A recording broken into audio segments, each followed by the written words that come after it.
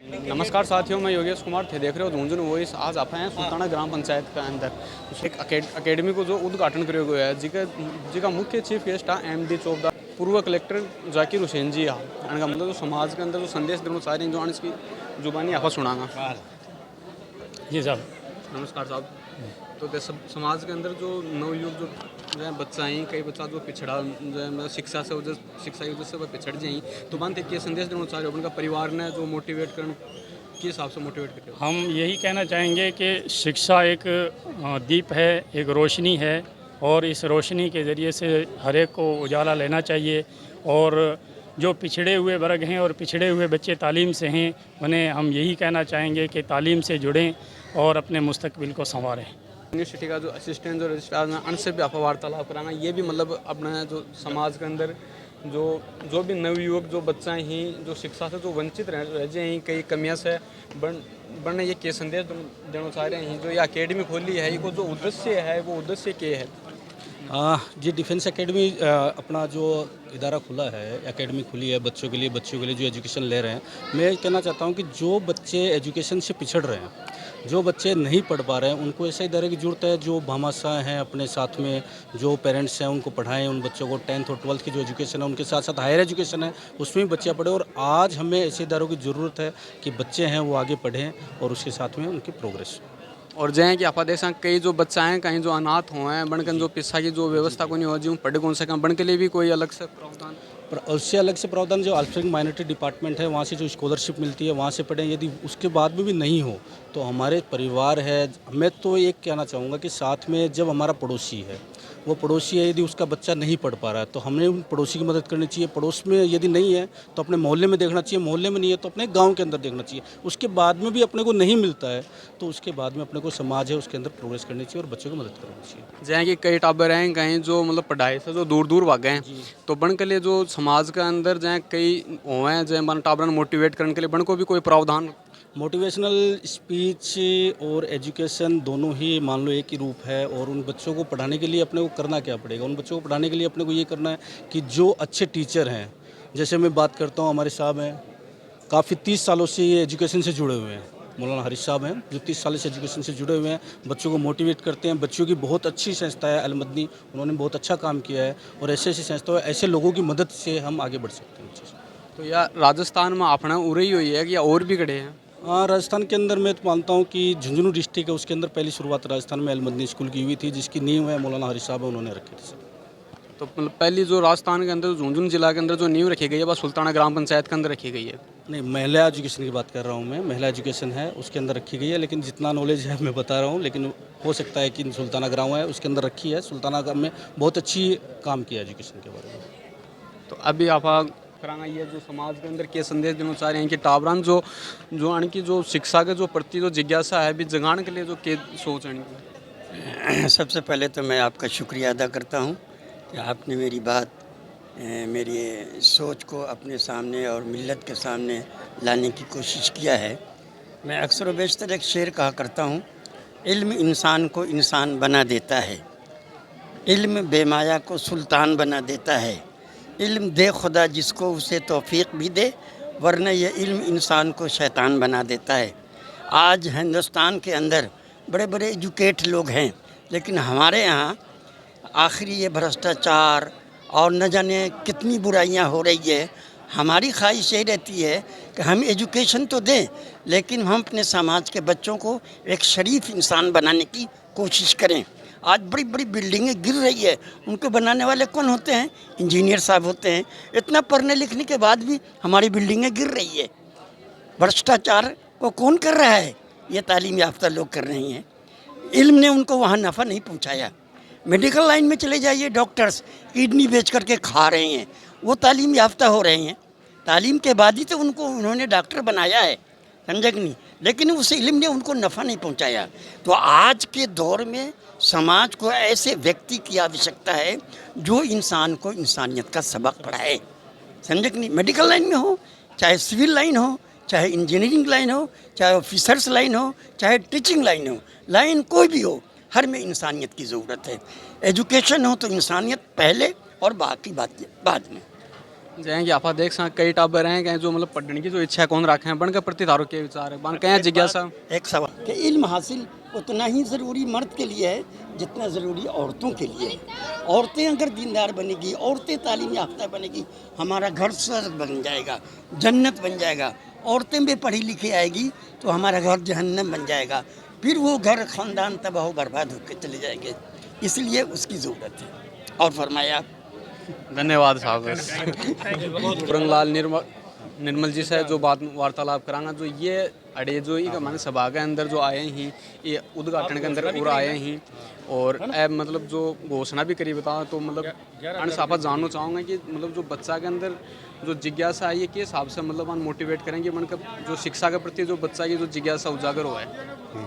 अपने बच्चों के शिक्षा के लिए जो कहा है जिज्ञासा के लिए उनको हमेशा हमेशा समाज की तरफ से या गांव वालों की तरफ से संस्था में जो जुड़ जाते हैं उससे बच्चों का विकास होगा और उनको इनामें दें, घोषित करें, उनको बड़े बड़े प्रोग्रामों में लेके जाएं, उससे उनका शिक्षा का उनका मन बढ़ेगा और उनको क्या है कि बातें करने का मौका मिलेगा और स्टेज पे भी उन बच्चों को बुलाया जाए जिससे उनके अंदर मतलब एक जिज्ञासा बढ़े और हौसला बढ़े। और मानव समाज है वो पत्ता क्या जो हवा के साथ हिलता नहीं, वो इंसान क्या जो ज़माने के साथ चलता नहीं। तो माँ बापों को ये सोचना चाहिए ज़माने के साथ चलते हुए बच्चों को स्कूल में ज़्यादा से ज़्यादा शिक्षा दिलाए, तालीम दिलाए, उससे उनका विकास होगा, बड़े बड़े अफसर भी बनेंगे। तो विकास शिक्षा के बगैर कुछ नहीं होता। मैं ये कहना चाहता हूँ बच्चों को उत्साहित के लिए हर परिवार, हर माँ बाप का, हर बेटे का, हर माँ बाप का, बहनों का ये प्रयास होना चाहिए जिससे स्कूल में बच्चे जा सके। धन्यवाद साहब। जो जमालुद्दीन जी कुरैशी जो जिला अध्यक्ष माइनॉरिटी अध्यक्ष जो अभी अनसाफा वार्तालाप कराना कि ये जो समाज के अंदर के संदेश देना चाह रहे हैं बच्चा ने मतलब मोटिवेट करने के लिए जो अनका जो विचार हैं वह के विचार हैं। आपके चैनल का यहाँ की सरजमी पे खूब खूब धन्यवाद। हम ये कहना चाहते हैं कि अंतिम कड़ी का अंतिम व्यक्ति जब शिक्षा से जुड़ जाएगा, जब वो इल्म हासिल कर जाएगा, तो अंतिम कड़ी का व्यक्ति इस देश के, इस मुल्क के, इस प्रदेश की तरक्की में शामिल होकर के अपने घर और परिवार का विकास कर पाएगा।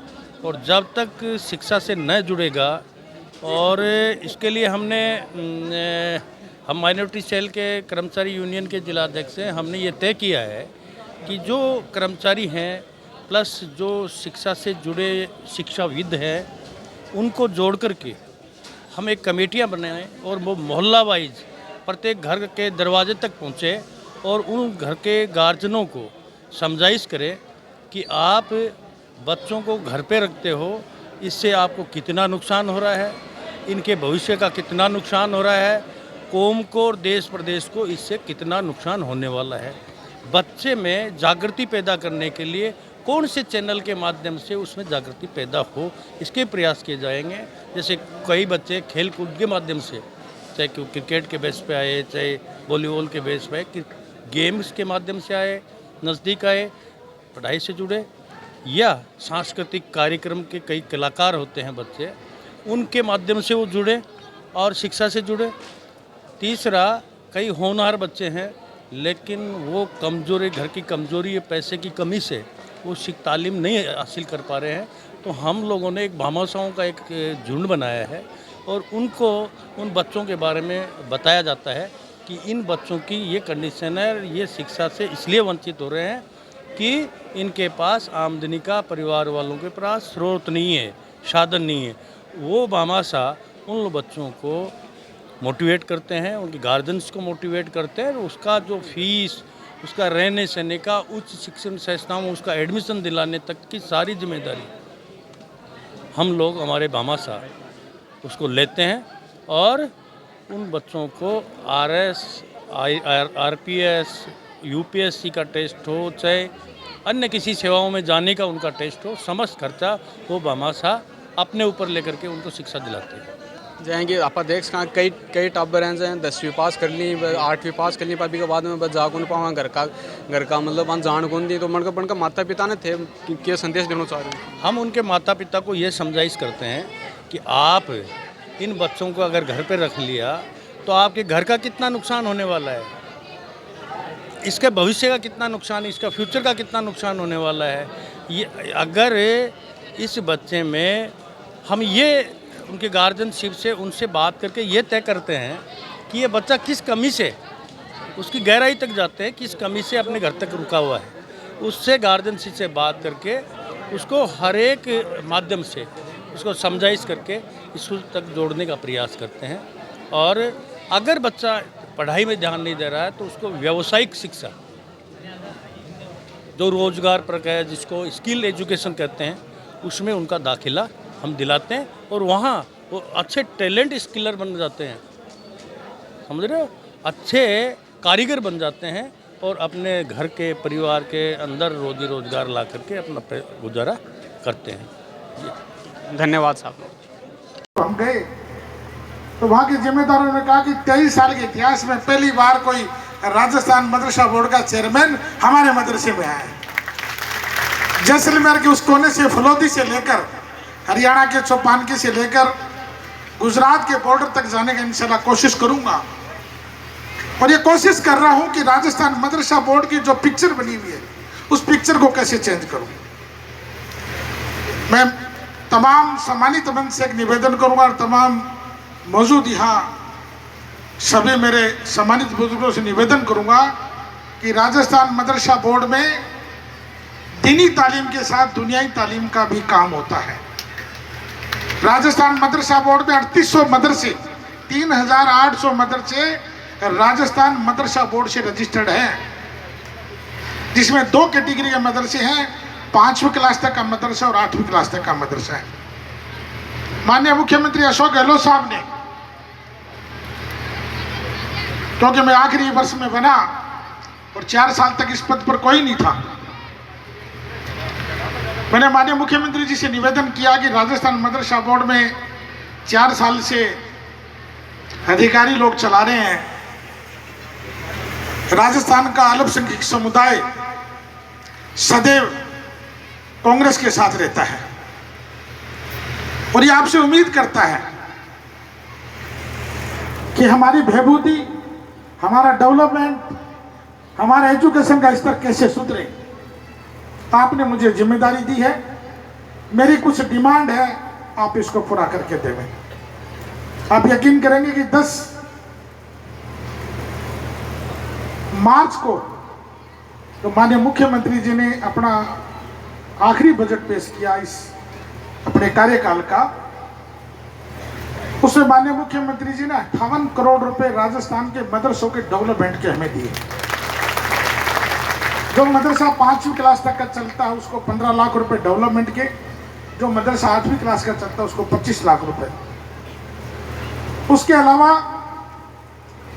राजस्थान के हर मदरसे में स्मार्ट क्लास हो, कंप्यूटर हो, फर्नीचर हो। राजस्थान के प्रत्येक मदरसे के बच्चों को स्कूल बैग मिले, टीएलएम किट मिले। राजस्थान के प्रत्येक बच्चे को स्कूल की ड्रेस मिले।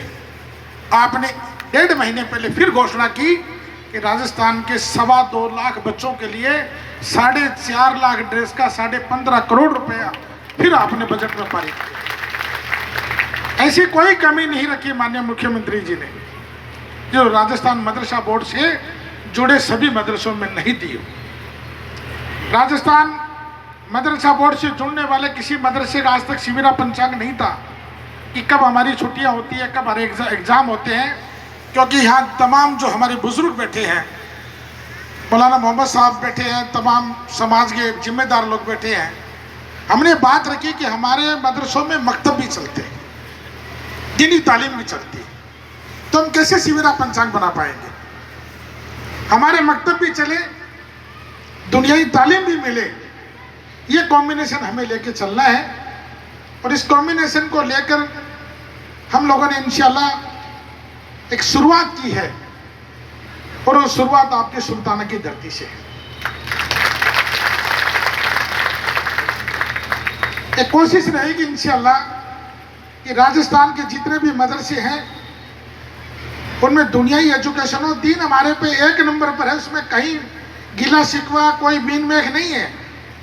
हमारे बच्चे हाफिज बने, हमारे बच्चे मुफ्ती बने, मौलवी बने, आलिम बने और बड़े विद्वान बने, कहीं तकलीफ नहीं है। लेकिन हमारे बच्चे डॉक्टर भी बने, इंजीनियर भी बने, आरएस भी बने, आईपीएस भी बने, ये भी हमारी कोशिश रहनी चाहिए। मेरे से पूर्व वक्ता के रूप में और आपका मंच का संचालन करे अजहर साहब ने हमारे मदरसा बोर्ड के सचिव मुकरम साहब का जिक्र किया कि वो कुरान हाफिज भी हैं और एक सीनियर आरएस ऑफिसर भी हैं। मैं अक्सर उनका मंचों पे जिक्र करता हूँ और मंच आज गंगा जमनी तहजीब का है, तो मुझे आज ये बात भी बड़े फक्र से बतानी चाहिए कि राजस्थान के अंदर 5656 पैरा टीचर हैं। माननीय मुख्यमंत्री जी ने मेरे चेयरमैन बनने के बाद, क्योंकि इनकी बहुत दिनों से एक डिमांड चल रही थी कि राजस्थान के 5656 मदरसा पैरा टीचर का आपने नाम बदला, शिक्षा अनुदेशक किया और साथ में इनका मानदेन की जो सैलरी है वो 17,000 रुपये कर दी। लेकिन ये जो मुझे कहने वाली बात है गंगा जमनी वाली, वो इसलिए जरूरी है कि हमारे सुरेश जी मिल भाई साहब कह रहे थे कि मेरी एक बच्ची ने 10वीं क्लास से उर्दू में मैट्रिक किया है, मेरी 2 भतीजियों ने किया है। बहुत जिक्र होते हैं इस बात के, लेकिन मैं ये भी बता दूं कि 5656 पैरा टीचर में से 400 पैरा टीचर नॉन मुस्लिम है और एक राजस्थान का चाकसू ऐसा मदरसा है जिस मदरसे का संचालन हमारे कमेटी के सदर और मेरे बड़े करीबी मित्र हैं श्री जितेंद्र कुमार जी शर्मा, उस मदरसे के सदर हैं। तो ये हमारी गंगा जमनी तहजीब है कि राजस्थान मदरसा बोर्ड में अकेले मुस्लिम बच्चे नहीं पढ़ाते हैं, अकेले मुस्लिम बच्चे नहीं पढ़ते हैं, 13,000 बच्चों का एनरोलमेंट भी है। 2.25 लाख बच्चों में 13,000 बच्चे नॉन मुस्लिम भी है। ये सब बातें मुझे इसलिए बार बार बतानी पड़ती है कि देश का जो माहौल है वो हमारी कुछ बीच के लोगों ने खराब कर दिया। लेकिन हमारी इंशाल्लाह कोशिश रहेगी कि हमारा भाईचारा, हमारी मोहब्बत, हमारा प्यार जो हमारे बुजुर्गों ने हमें दिया है वो सदैव बना रहे।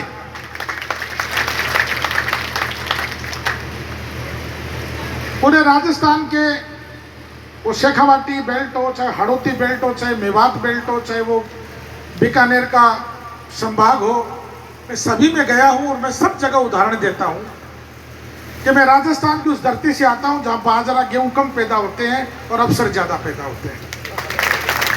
और ये इतिहास है इस बात का कि नुआ जैसा गांव जो माइनॉरिटी बाहुल्य क्षेत्र है, उस गांव में एक ही परिवार के अंदर 15 IAS IPS और RS हैं।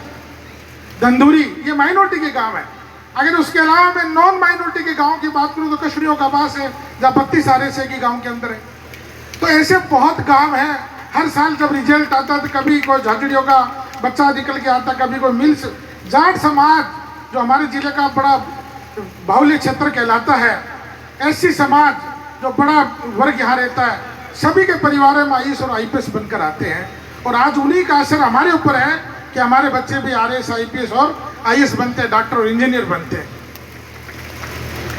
मैं सब जगह मेरे जिले का जिक्र करता हूँ, लेकिन मेवात में गया तो वहाँ की स्थिति बड़ी दयनीय थी। मैं अदरवाइज मत लेना मेरी बात को। मौलाना शाहबुद्दीन साहब मेरे साथ थे। एक मिल्कपुर तुर्क एक मदरसे में हम गए तो मैंने कहा साहब यहाँ सड़क नहीं है, बिजली नहीं है, पानी नहीं है, ये क्या है? जब भी मेवात का जिक्र पूरे हिंदुस्तान नहीं पूरी वर्ल्ड में होता है कि अगर तबलीग का काम कहीं शुरू हुआ तो मेवात से शुरू हुआ। आप सऊदी जाओ, दुबई जाओ, मस्कत जाओ, साउथ अफ्रीका जाओ, सबसे ज़्यादा अगर कोई जिक्र होता तो मेवात का जिक्र होता। लेकिन मॉडर्न एजुकेशन में हम लोग पिछड़ गए। आज ये जिम्मेदारी हमारे बुजुर्गों ने अपनी निभा दी। अब हमारी जिम्मेदारी है कि इस युवा पीढ़ी को हम अच्छी दीन और दुनिया की अच्छी से अच्छी तालीम हासिल कराएं। आज इसी कड़ी में अल-फलाह एकेडमी सुल्ताना की नींव रखी गई है। नींव तो रख दी, लेकिन इन्होंने आज इसका उद्घाटन होना है। और मैं चाहता हूं कि बिल्डिंग इतनी बड़ी ज़मीन है और भी इसके अंदर ऐसी सैकड़ों बिल्डिंग खड़ी हो, लेकिन ये बिल्डिंग जब भी खड़ी होगी जब आपका और हमारा सबका सहयोग होगा। क्योंकि हमें जितनी सरकार से सुविधाएं मिलनी चाहिए वो मैं कोशिश करूंगा इंशाल्लाह कि राजस्थान मदरसा बोर्ड से आपको कितनी मदद मिल सके वो मदद दिलवाऊंगा। लेकिन मुझे उम्मीद है कि यहाँ जितने भी मामा साहब बैठे हैं कि मौलाना मोहम्मद साहब और हम कल के कॉलोनी के एक मदरसे में थे और आपने मुझे बार बार कहा कि मैं कल मंच पे नहीं कहूँगा ये बात, क्योंकि जब मदरसे का इस अल्फला एकेडमी का काम चल रहा था तो आपने मुझे कहा था कि आपने वादा किया कि 50 परिवार ऐसे जोड़ दूंगा कि मौलाना साहब आपको कभी पैसों की जरूरत नहीं पड़ेगी। तो मौलाना साहब यहाँ तो 100 परिवार ऐसे बैठे हैं जो इंशाल्लाह कभी आपको मांगने की जरूरत नहीं पड़ेगी और उनसे आप नहीं करेंगे, मैं करूँगा इंशाल्लाह। ये मेरी जिम्मेदारी है क्योंकि ये मेरा होम टाउन है, मेरा घर है। इस घर के लिए मुझे अगर उनसे भीख मांगनी पड़ेगी तो मैं मांगूंगा इंशाल्लाह। लेकिन मुझे उम्मीद है कि